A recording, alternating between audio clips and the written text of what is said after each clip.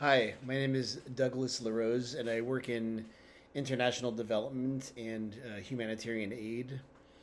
Specifically, I work in the area of food security, resilience, and agriculture. And I decided to do the professional certificate in sustainable and inclusive landscapes, um, to deepen my understanding of the field and the kind of evidence base for transforming my own work and my own thinking around international development and humanitarian aid.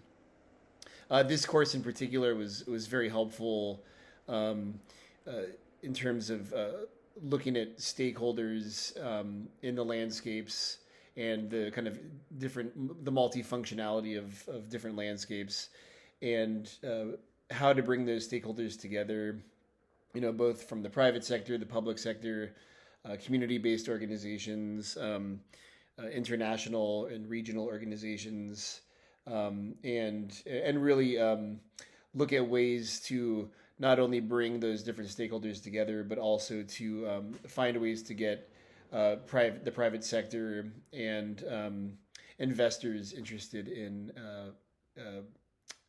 biodiverse, sustainable, and inclusive landscapes. I live in Baltimore, Maryland, very close to National Harbor.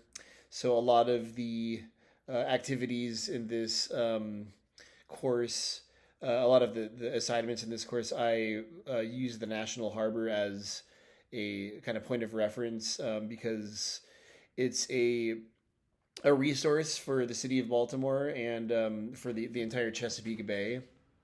And at the same time, it's there's not a lot of awareness around the degradation of the National Harbor. It's very polluted, or the risks that the city of Baltimore and the wider Chesapeake Bay area face from climate change and the increased occurrences of hurricanes and other weather events that cause storm surges. So, looking at the Baltimore area, there's a lot of flood-prone areas and districts and commercial areas that during a storm surge event would not only be exposed to hazards around destruction, but also polluted waters and just disasters that could have been prevented. At the same time, when you look around the Chesapeake Bay and you look around the National Harbor, there are a lot of areas with wetlands and coastal ecosystems that are nature-based solutions, potential nature-based solutions to some of these risks.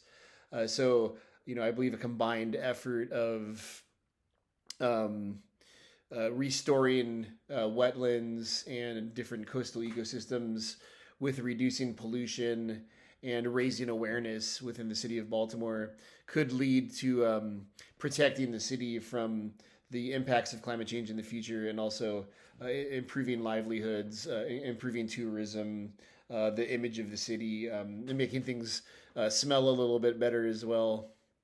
Um, so I do believe that nature-based solutions are probably the best approach to improving the situation in Baltimore, the National Harbor, but really also engaging local government, engaging local industry. There's a lot of shipping and transportation that goes along within the harbor, and getting everybody on the same page to understand the problems um, and talk through some of the solutions. Whether those are public invested, private invested, blended finance, as we discussed in the fifth module of this course, and really combining all those efforts together to make the National Harbor cleaner and more safe.